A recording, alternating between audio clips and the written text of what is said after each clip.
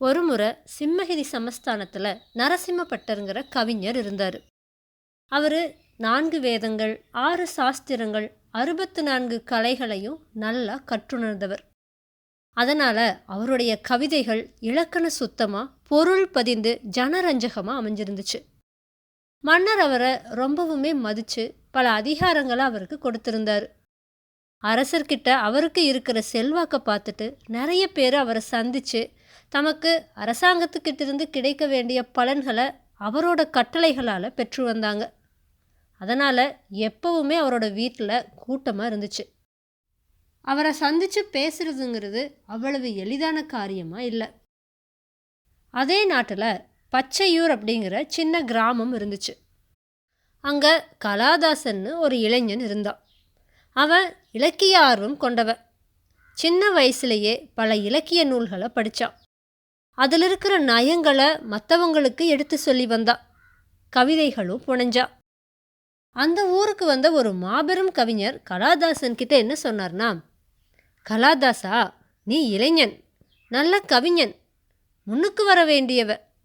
உனக்கு என்னோட ஆசைகள், தொடர்ந்து கவிதை எழுதி வா அப்படின்னு சொல்லிட்டு போனார். அதிலிருந்து கலாதாசன் கவிதைகளை நிறைய எழுதினான். அதை கேட்டவங்கெல்லாம், கலாதாசா, உனக்கு சரஸ்வதி தேவியோட அருள் இருக்கு.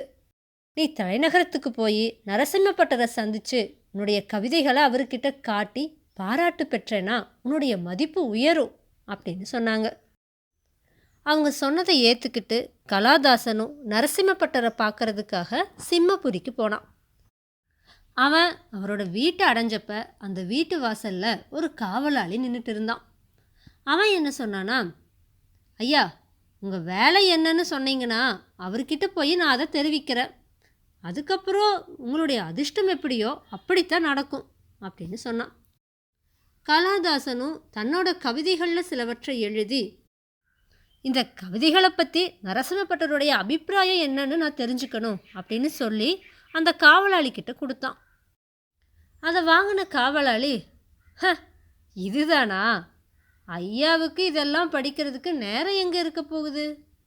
தினமும் 1000 பேர்கள் தங்களுடைய சொந்த பிரச்சனைகளை சொல்லி தமக்கு அனுகூலமான உத்தரவுகளை வாங்கிறதுக்கு தான் இங்கே வராங்க. அந்த மாதிரி உங்களுக்கும் பணம், நிலம் சம்மந்தமாக ஏதாச்சும் உதவி வேணுமா? அதை அவர் செய்வார் அப்படின்னு சொன்னான். கலாதாசன் அதுக்கு, எனக்கு வேற எதுவும் வேண்டியதில்லை அப்படின்னு சொன்னான். சரின்னு சொல்லிட்டு காவலாளி உள்ளே போய் நரசிம்மப்பட்டர்கிட்ட கலாதாசனை பற்றி சொன்னான். அவரை சுற்றி அப்போ பெரும் கூட்டம் இருந்துச்சு. அதனால் அந்த கவிதைகளை அவர் என்ன பண்ணினார்னா, தன்னுடைய சீடன் ஒருத்தங்கிட்ட கொடுத்து, இங்கே பாருப்பா, இதை படிச்சுட்டு உன்னோட அபிப்பிராயத்தை எழுது, நான் கையெழுத்து போட்டு கொடுக்குறேன் அப்படின்னு சொன்னார். சீடனும் அந்த கவிதைகளை படிச்சுட்டு, குருவே, இந்த கவிதைகளெல்லாம் ரொம்ப உயர்தர கவிதைகள், நீங்கள் இந்த கவிஞரை பார்க்குறீங்களா அப்படின்னு கேட்டா. நரசிம்மப்பட்டரதுக்கு, வேண்டாம் வேண்டாம், இப்போவே கூட்டம் அதிகமாக இருக்குது, நீ உன்னோட அபிப்பிராயத்தை எழுது, நான் கையெழுத்து போடுறேன், அதை கொடுத்துடலாம் அப்படின்னு சொன்னார். சீடனும் அவர் சொன்ன மாதிரியே செஞ்சா. நரசிம்மப்பட்டரும் அதில் கையெழுத்து போட்டு காவலாளிக்கிட்ட கொடுத்து அனுப்புனார். நரசிம்மப்பட்டர் தன்னை அழைக்கலையே அப்படின்னு நினச்சி இவரை உயர்தர கவிஞர்னும் இலக்கிய ரசிகர்னு நினச்சி இவரை பார்க்கலான்ட்டு வந்தேன். என்னோட கவிதைகளை படித்ததுக்கப்புறமா என்னை அழைச்சி இலக்கிய சம்மந்தமாக பேசுவார்னு எதிர்பார்த்தேன்.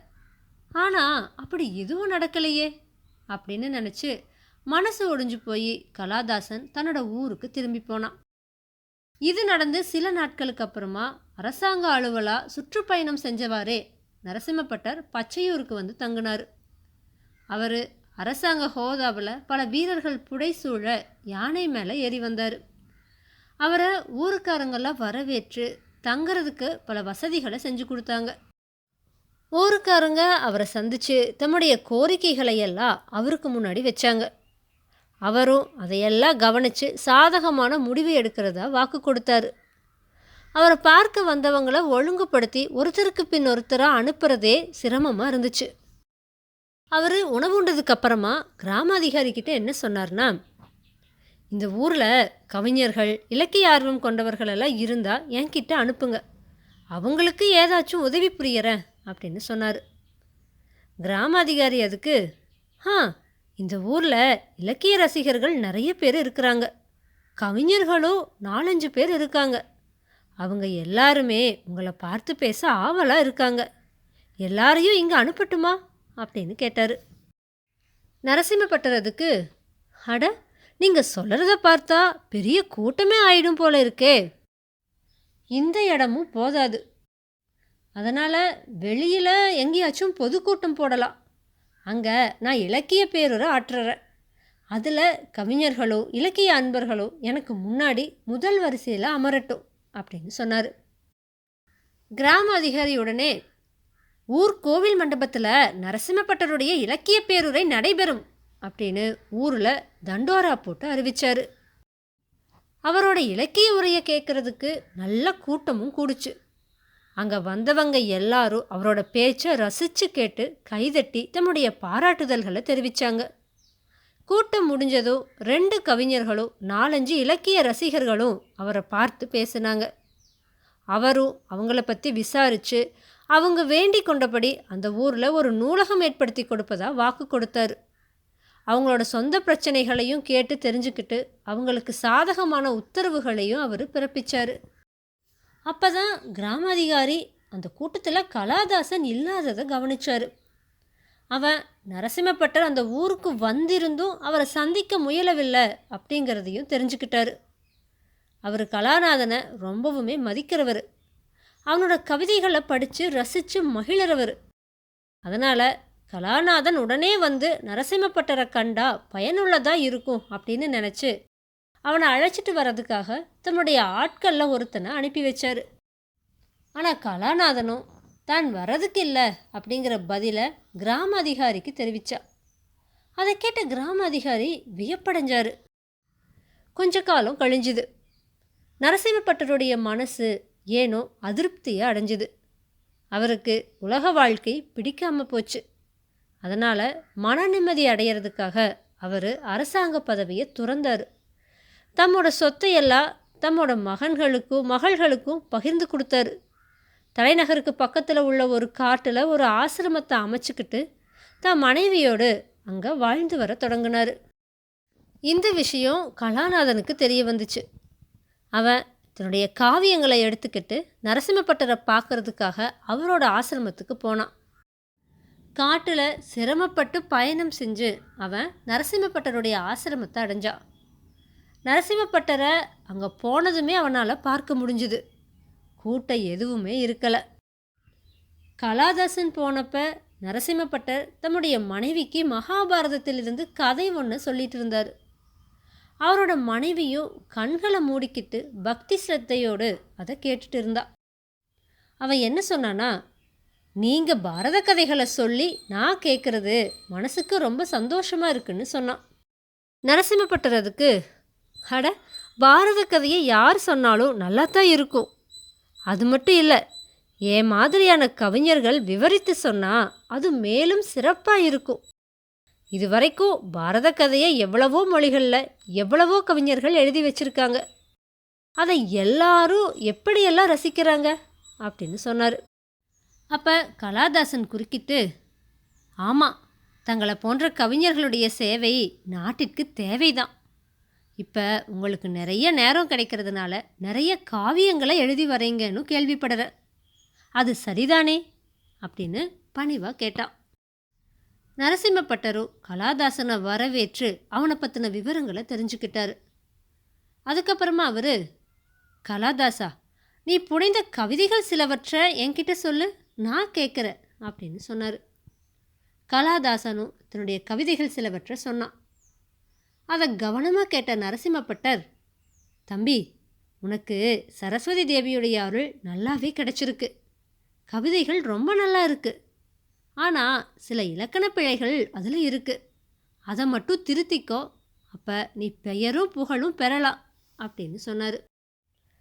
கலாதாசன் அப்போ, ஐயா, நீங்கள் என்னுடைய இந்த கவிதைகளை இதற்கு முன்னாடியே படிச்சிருக்கீங்க, அப்போவெல்லாம் இலக்கண பிழைகள் இருக்கிறதா நீங்கள் சொல்லலையே அப்படின்னு சொன்னான். நரசிம்மப்பட்டர் அதுக்கு, என்ன நான் இந்த கவிதைகளை இதுக்கு முன்னாடி படிச்சிருக்கேனா?